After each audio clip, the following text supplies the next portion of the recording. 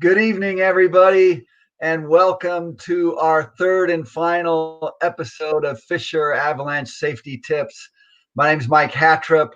I'm the U.S. Product Manager and Content Director at Fisher, and also an AMGA ski mountaineering guide. And with me, I have Sarah Carpenter, who is also an AMGA ski mountaineering guide and co-owner of the American Avalanche Institute, which is the oldest running Avalanche educational organization in the US, started back in 1974, and they teach avalanche courses in Montana, Wyoming, and Utah, and also do online courses. So thanks for tuning in with us, everybody. We've got a great show tonight. I think this, for me, the stuff we're going to cover today,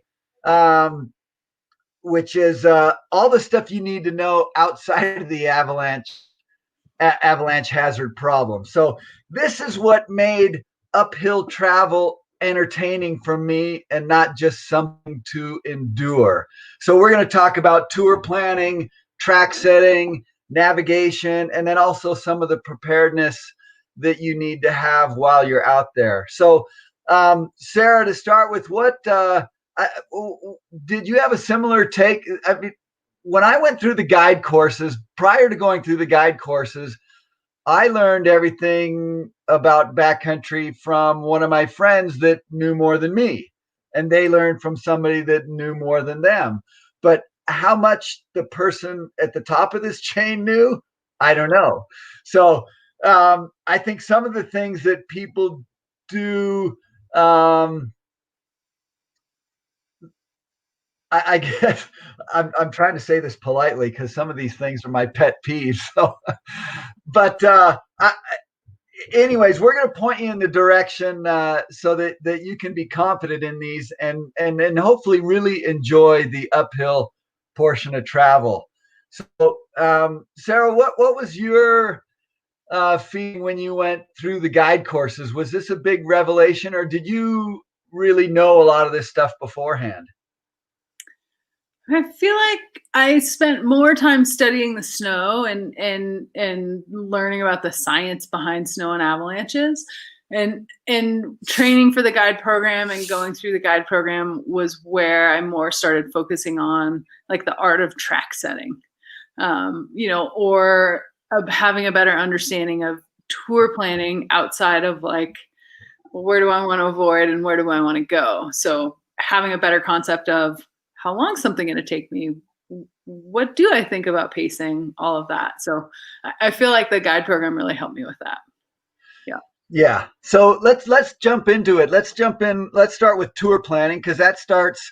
This is in sequence really after you have looked at the avalanche report and understand what the problem is. Are you dealing with wind slab? Is it persistent?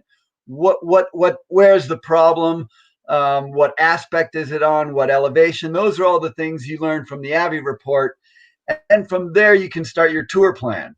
So, and there's a number of things that will help you with trying to gauge how long your tour is going to take. And I think the one that I knew before the guide courses was simply 1,000 feet an hour.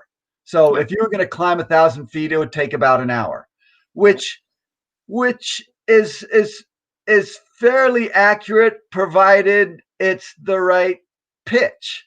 But if you have 1,000 feet and it's 1 kilometer, that's going to be pretty quick. You're probably going to be under an hour. It's going to be a hard hour maybe, but it'll be under an hour. Whereas if you have 5 kilometers, 10 kilometers to go for that 1,000 feet, it's going to take way longer than an hour.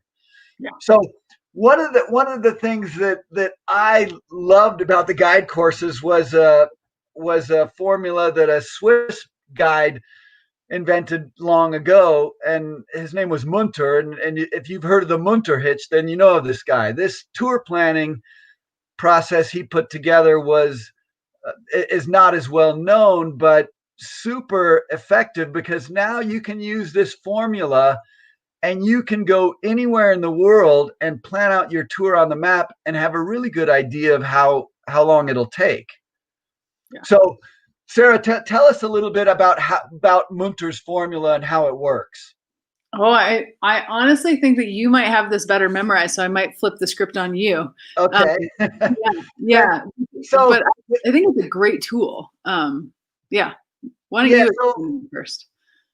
for me, and maybe Lando, you can throw up that Gaia sheet. So Gaia is one of the tools that I know a lot of guides use right now, and it makes navigation, it makes tour planning really easy, because you used to have to do all this with map and paper. Now you can plot your route out on a map. And if you look at this, if you look at the black line there, this is a tour plan I did last spring, and this that black line will show you the route.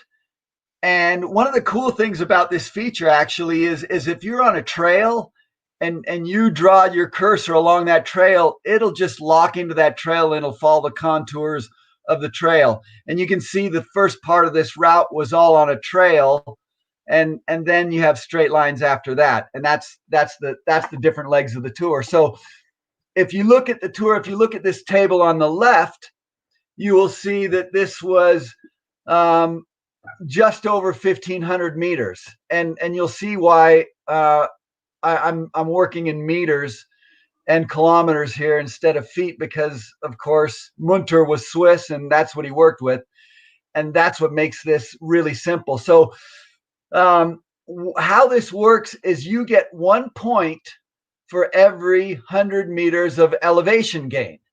Okay, so this is like the 1,000 meters per hour in elevation gain. But so you get 1 point for every 100 meters of elevation gain. And if you look there, this is just over 1,500 meters of climbing. I'm just going to round this off to 1,500 instead of 1,526. And that gives me 15 points, 1 point for every 100 meters. And then you also get 1 point for every kilometer. And this is just over 9 kilometers, 9.5 kilometers. I'm going to round that up to 10 to make it simple math. And that gives me 25 points total. Now, if you're going uphill, you divide this by 4. So if I take 25 divided by 4, that's 6 1/4. And that's how many hours it will take you. So this tour roughly should take you 6 hours and 15 minutes. And I can go anywhere in the world on any map and plot this out, and I'll have a really good idea of how long it will take me to do this tour. Now, when you're going downhill, you take that same number, that 1,500 meters, and divide it by 10 instead, because you're going to be going downhill much quicker. So that's in essence how it works.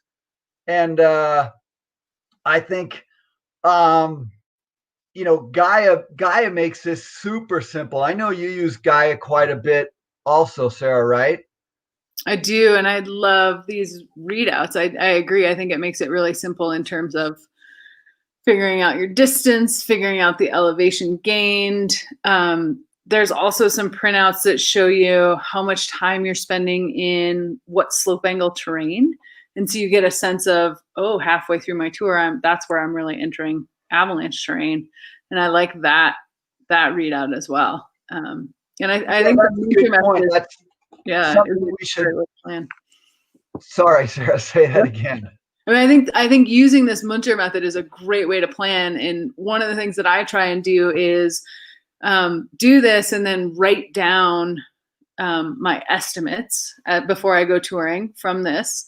And then when I come back, I want to compare my notes, because, depending on who you are and who you're traveling with, it might be off by 10% or 15%. And so I think the more you travel, the more refined you can get this.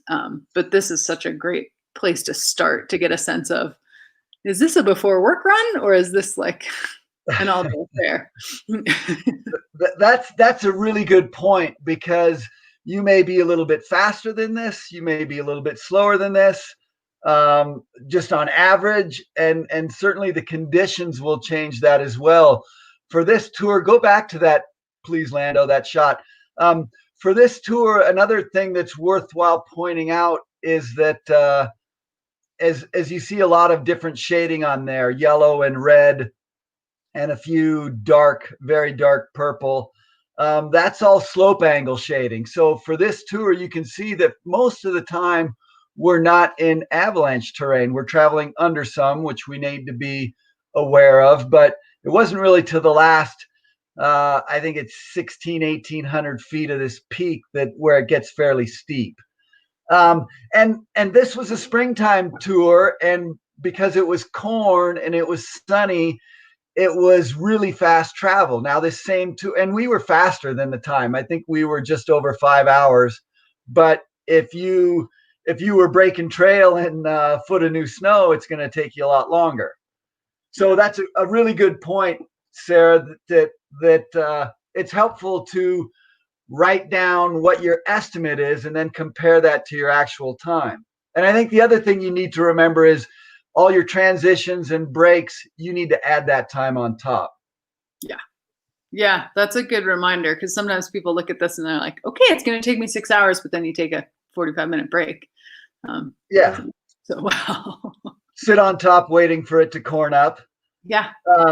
Which definitely happens. Yeah.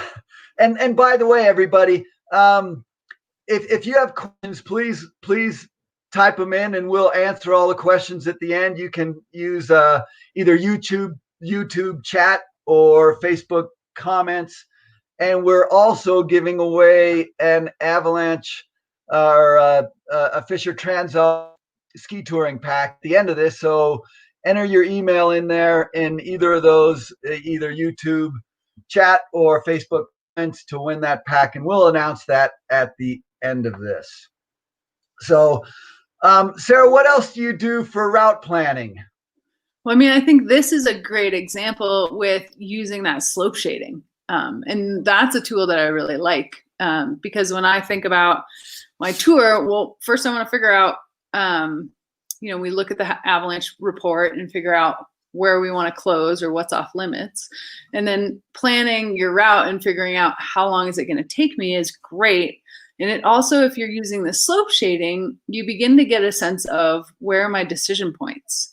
Where am I entering avalanche terrain? Where do I need to start assessing the snowpack? And maybe it's right out of the car, but maybe it's not. So I really like using the slope shading tool.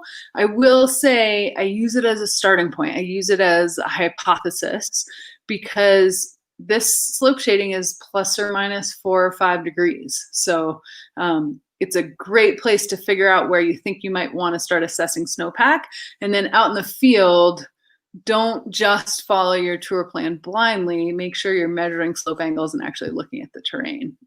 But I love using slope shading to just get a sense of the terrain. And then if I draw in a route and I'm going somewhere where I've never been or I'm not really familiar, I'll export this as a KML file or a KMZ file, and I'll take it over to Google Earth. And I love using Google Earth for just better terrain visualization, especially if, visualizing terrain over topo maps doesn't come naturally. But using Google Earth, you can import your track, and this is another example of a track. And you can begin to, you can move the landscape around and you can actually see slope shape. You can get a better sense of how treed something is. You can get a sense of cliff bands, those things that might not show up on the map. And so this is actually one of my favorite tools. I'm with you 100%. This is something that really helps me understand more what the terrain is going to look like. And from somebody who developed their tour planning skills just looking at flat topo maps, I have a pretty good visualization, but this brings it to another level. And that's a great point. So Google Earth is a really good complement to Gaia or whatever you're using for an app. And I highly suggest using this. The other thing that I use, it's not even Google Earth. It's just Google Maps. And then I go to satellite view, and you can go to a 3D and tilt it just like you can here. So great call. So that's the first part. We know what the avalanche hazard is like. We know what the problem is. We know what areas we want to avoid or we want to be careful of. And the next thing is tour planning. So now we have our tour planning. Now we're going into the more micro part of the equation, and that's our track setting. So this is I'll let you start this off. This is one of my pet peeves, seeing tracks out there that are just not efficient. Yeah, I mean, I think about the different places that I ski or that I work, and there's some areas that are notorious for like you put your heel lifters in the stiletto mode and try and survive going straight uphill.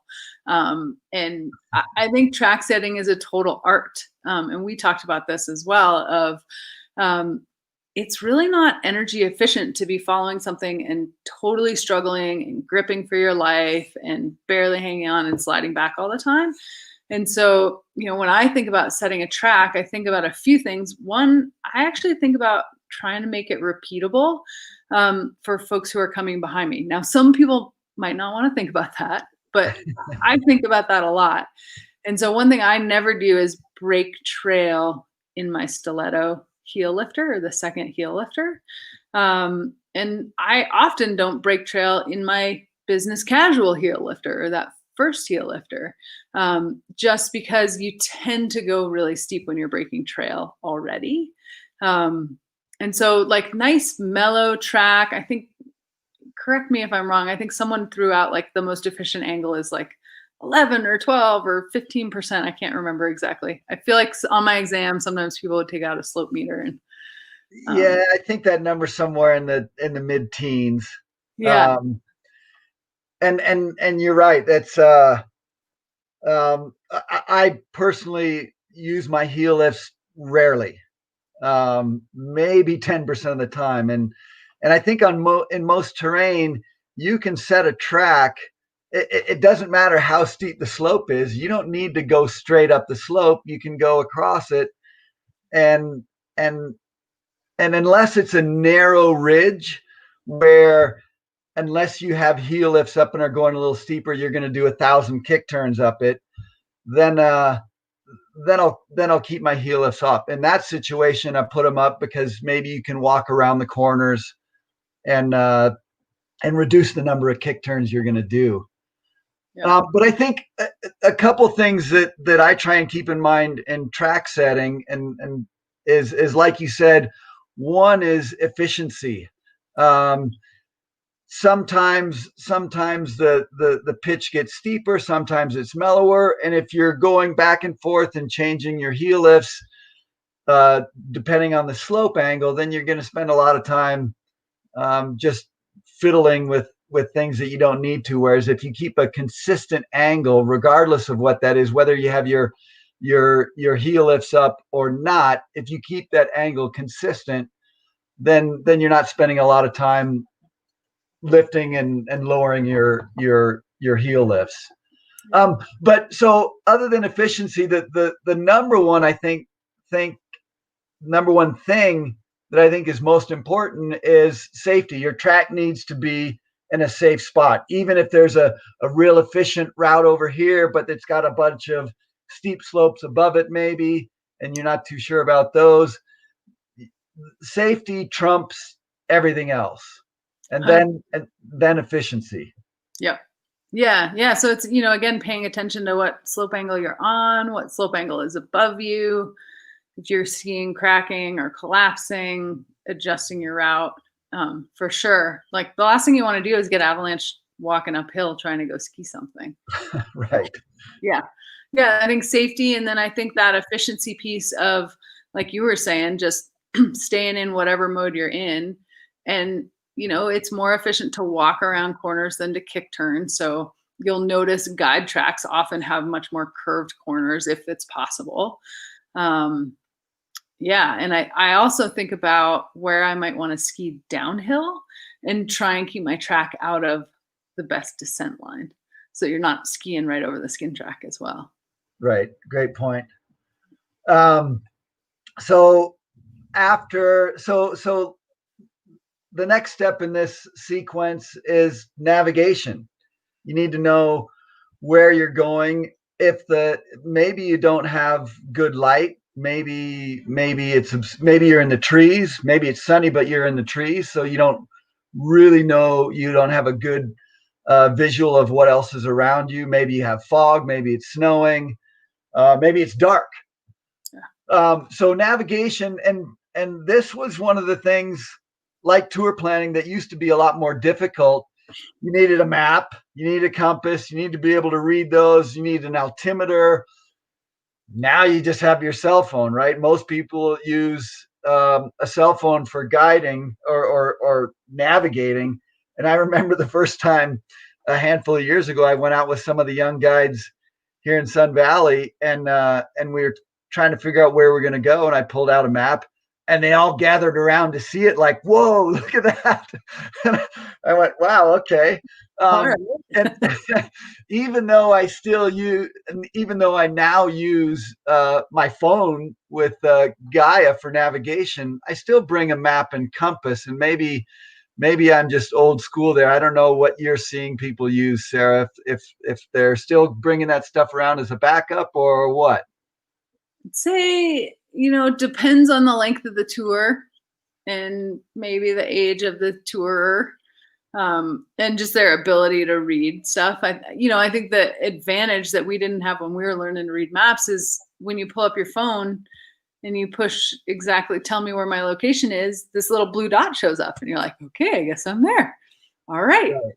Versus where we had to read the shape of the terrain and figure out where we were. And so I think whatever tool you use, if you're going to use Gaia online or if you're going to use a paper map, I do think spending time reading the terrain and then figuring out how it shows up on topographic maps, whether they're digital or physical paper maps, is really helpful. Because even if your digital tool tells you, or your phone tells you exactly where you are, it doesn't always tell you exactly where you've come from. So you can find where you're standing, but if you're in between two cirques and they look kind of similar, sometimes it can be hard to sort out. So I think building foundational map skills is actually really important. And I feel like I see a lot of people using their phones now. For me, what I'll do is if I'm going to use my phone, I'm going to bring an extra battery. Because if that's your only tool, you sure as heck better have a backup. And then if I'm doing big day or multiple day traverse or something like that, I'm always going to go towards paper maps or paper map backup for sure. Yeah. And my battery is terrible, which is maybe why I still bring a paper map, but I'll bring a little charger with me too, a little solar charger that helps.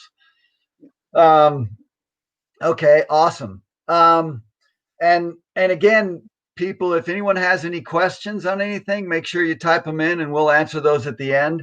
And I think the last thing that would be interesting to talk about is preparedness. So you've got the avalanche problem, you know how to get around back there. What happens when shit goes south? Because it's going to. And maybe it's not a big thing. Maybe it's a broken binding or something like that, or somebody loses a skin or a skin doesn't work anymore. What are you going to do? And so those are all the things, because you don't have to be that far out there to be way out there if something goes wrong. Because if you go up, climb up a ridge, ski down the backside, and then have a skin problem, well, for you to get back to the car before dark is highly unlikely. So nobody plans on any of these things. Nobody thinks anything's going to go wrong, but it does. And so a few of the things: first aid kit, repair kit, bivy or some type of emergency shelter. What do you carry in each of these situations? Yeah, I think you bring up a good point of, depending on your objective, your first aid and repair kit might be bigger or smaller. I grabbed my guiding first aid and repair kit here, and a couple of things that I just never go anywhere without are ski straps. And I carry like 4 or 5 or 6 of these things, no matter what, because they can lash a boot to a ski if you blow your binding. Yeah. They can hold your skin back on your ski if your skin dies. They can double as a snowboard binding strap. They can do so many things that this is like my number one repair item. And actually, if you have that many of them, those wrapped around your ski could be your skin. Oh yeah, I have a great story of a friend of mine who was working an Avalanche course forgot his skins, and he used ski straps and pine boughs to build his own skins. Awesome. I've also heard of people using a cordelette, wrapping a cordelette around. Yeah, that works for sure. Yeah, and then other things that I bring all the time. This is basically my repair kit, and in it is extra batteries, because you can improvise extra batteries. And you can use them either for your headlamp or for your transceiver or your partner's transceiver. And I just tape them up. That way they're easy to find. I always bring duct tape, because if you can't fix it with a ski strap, you might be able to fix it with duct tape. Yeah. I have this little binding repair kit. I haven't used it in a long time, but like I've got binding screws and plumber's putty and steel wool, in case someone rips a binding out and we can get it back in. So explain how that works, because I think this is a clever thing that I've used, and tell the audience what plumber's putty is for starters and how that works. Plumber's putty is like, it's kind of slick, and I don't know the exact components. You might know better than I do, but it's like this log of kind of hardened epoxy type. It's this amazing like cement glue. Right now it's covered with all sorts of blue dust, but you can take this, you can just cut a slice of it off and pack it in to a hole, like where the binding screw came out. And you can dump in some steel wool, which will then, the screw can then grip. And so basically you can fill in the hole, add a little gripping material, and oftentimes between these two, you can actually sink a binding screw back into your ski. It's amazing. And like epoxy takes forever to dry, and this stuff doesn't. It's just. Yeah. I've actually fixed a couple of bindings that ripped out both deep on a multi-day tour in Washington, a long ways from any help, and just that, and the plumber's epoxy is kind of like a clay, and when you knead it together, then it goes off, and you've got X amount of time before it hardens, and like you said, jam it in, screw with a little steel wool, and eat lunch while it dries, and then move on. Yeah, it's cool. It comes in like a log, and you cut it, and you can see those two parts. One part on the inside and one part on the outside. It's pretty amazing. So I love carrying that stuff. Other things I carry a lighter no matter what. And then oftentimes I'll have like dryer lint or fire starter or something so that I can start a fire if I need to. And then I've started carrying, and this is kind of a small roll of it, but I carry flagging in case I need to go for help and I want to mark where my partner is, or I want to get the attention of someone. I've actually taken to carrying that. And then I have wire, which I don't often use, and a scraper. And that's about the extent. A good one. Yeah. And skin wax. Skin wax is super critical. You can ruin a good tour. There's nothing that'll ruin a tour quicker than skins globbing up. Yeah. Well, and I've also used this. I know it's not the prescribed use, but I had a ski tour I was guiding a couple of years ago, and we ripped skins and we pointed skis downhill, and my client could walk downhill. His skis were so dry. And so we actually used skin wax to wax his skis, and it worked. So ever since then, normally I used to carry this just in the spring, and now I'm like, no, this is like winter long tool. Yeah. So, yeah. Oh, awesome. Okay. Yeah. And then go on. I was going to say, what else do you have in there? Got a Leatherman. And, depending on how far out or what I'm doing, I might have, the thing with Leathermans is they don't always, the driver bits don't always fit in bindings. And so knowing what your binding screws are and having some sort of posi drive binding buddy, something that deals with the binding screws that you use, I think which gets is a great point. Great point. And I gave Dynafit shit for this because I think you need 4 different screwdrivers now for a Dynafit binding, but make sure you know your bindings, because most of them are have a posi drive number 3 screw, but the Dynafits use a Torx wrench. So, and that's not as easy to find, and as you point out, impossible to improvise. So those are things you should definitely have, because without that, it doesn't matter if you have plumber's epoxy, you're not going anywhere. Exactly. Yeah. So like I check to see what I'm carrying, what like most common screws are, because when I'm working, I don't know who's showing up with what bindings, but I'll have quite a few different driver bits and a way to use that. And then this is my first aid kit. It's really not that big. And this year, new to it is an extra buff or a surgical mask for COVID. And then honestly, what I carry in my first aid kit, I always have ibuprofen and Tylenol, and there's also aspirin and Benadryl. Those are like the 4 meds that I carry. Yeah. I carry gloves because I don't want anyone else's blood on me.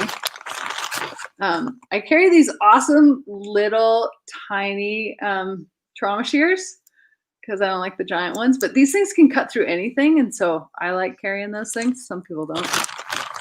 Tape. And then I've got like Band-Aids, steri strips in case someone hits a tree so I can improvise stitches, at least to make them stop bleeding for a little while. Yeah. And then I always carry foot repair because I feel like people with breaking in boots or early season. So I carry moleskin and mole foam. And then this stuff is awesome. Second Skin. It's made for burns, but it's also amazing on like open blisters. Really soothing. That's the one thing in my repair kit that gets depleted quicker than anything else is my blister repair kit. Yeah. And when I was guiding on Rainier, I did a ton of that. And all those things you mentioned are critical. The Second Skin is magic because I just cut a little donut with the mole foam, stuff the middle of that donut with Second Skin and moleskin, or even duct tape over the top of that, and it was magic. It's the ticket for sure. Yeah. And then I have an A-strap here somewhere. I like having an A-strap. And then I also carry tampons because you can make someone's day if you have these. Well, and they're also good for absorbing, blood from a wound. So yeah. Great point. Yeah. What else do you bring? Do you bring some kind of emergency shelter or? Yeah, I bring, I have like 3 different types of things that I'll bring. Like for my one shot wonder before work, I just carry these this is like one of those little aluminum foil bivvies. Sometimes I'll carry that. Sometimes I'll carry a guide tarp. So just like a folded up tarp. Or when I'm working, I carry, it's kind of big, weighs a couple pounds, made by Alpine Threadworks. There's a couple companies coming out, but this is, you can use it as a bivvy, you can use it as a rescue sled, and you can use it as an improvised shelter. So yeah, I like having something. So like, if someone gets hurt, you want a way to like hold in some of their heat. So something. This thing weighs nothing, and it's teeny tiny. Right. This thing weighs more, but if you're responsible for people or you're going big, it's nice to have some backup. That's good, and that's something that most people don't think about too. Is that sled, and the likelihood that you're going to build a sled out there is low. But the consequences if you don't have one is pretty high. And so ideally you bring some sort of sled, and you have, you combined your bivy with your sled material in that. BCA also has a shovel that I think is really clever that allows you to build a sled out of your shovel and a couple cordelettes. The downside of that is you need to have holes in your tips and tails. So one of the things I'll do is I bring a little drill bit so that if I need to, I can make that, I can turn anybody's skis into a sled, and all I really need are 4 bolts with wing nuts and a cordelette or two. So pretty simple. You don't need to bring a ton of extra material, and you're most likely not going to drag somebody miles out of the backcountry, but to get them out of a dangerous position if they're under an avalanche slope, or get them to someplace where you can work on them, or even where a helicopter can pick you up, that sled comes in super helpful. Yeah, and I think that's a good way to think about it, because I think a lot of people hear rescue sled and they're like, I'm not going to drag my partners out of the mountains. I'm going to call search and rescue. Right. But like those situations where you need to move your partner away from hazard or move them to the helipad is when those things are going to be really, really slick. And worst case scenario, if you're carrying a tarp, you can put someone on the tarp and drag them if it's a short way.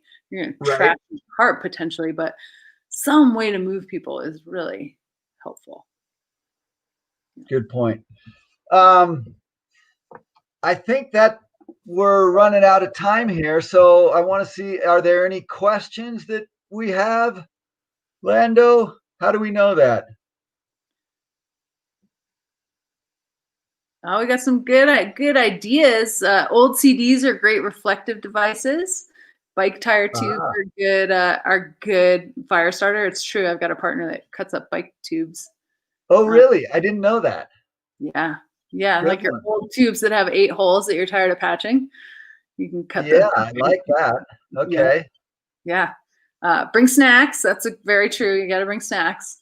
And oftentimes in my first aid kit, I shove like my least favorite kind of goo or my least favorite power bar or a couple things that's always deep sixed in my backpack just in case. And why your least favorite? Because I'm not going to be tempted to raid my first aid kit when I'm out on That's what I thought. Yeah, I'm like, oh, I have that. So I always just dump something in there, which is a great point. Awesome. Yeah, and then there's mentioned using a drag tarp, and I think having some way to move someone is really important. So yeah. So just to wrap up, these are the things that I think are really important and are going to turn your uphill travel into something that you actually enjoy instead of just endure. And the other thing about all these skill sets is, unlike your skiing ability, which is going to peak at some point and then start deteriorating, you can continue to improve in all these areas and become a better ski tour. And I think a lot of guides say that when you're 40 or 50, you're probably a better guide than you were in your 20s and 30s, because you lived through all the stupid things you did and you have much better judgment. So unlike skiing, you can be better at 50 than you were at 25. Yeah. And in terms of further resources for this, if you Google Munter, there's a lot of stuff on the internet, and actually Sarah has a good piece on the BCA website about using the Munter formula. And there's also a website, and I haven't used this website, but Munter website where it talks about how that works in the tour planning, so you can learn more there. And honestly, any guide service, especially if it's an AMGA guide service, they're going to know all this. They're going to be able to help you with really good, efficient, aesthetic track setting. And I'm a little embarrassed to say that I'm more proud of my uphill tracks than my downhill tracks. but there's a lot of resources out there, and so I encourage you to check these out. And do we have a winner for the pack, Lando? Ashley Woolman. So Ashley, we have your email. We will get in touch with you and ship you a brand new Fisher Transvaal pack. So that's it. Thanks everybody for tuning in. And if you have ideas or questions, Facebook us or YouTube, and maybe we can do some more of these. So thanks again, and have a great season. Thanks, everyone.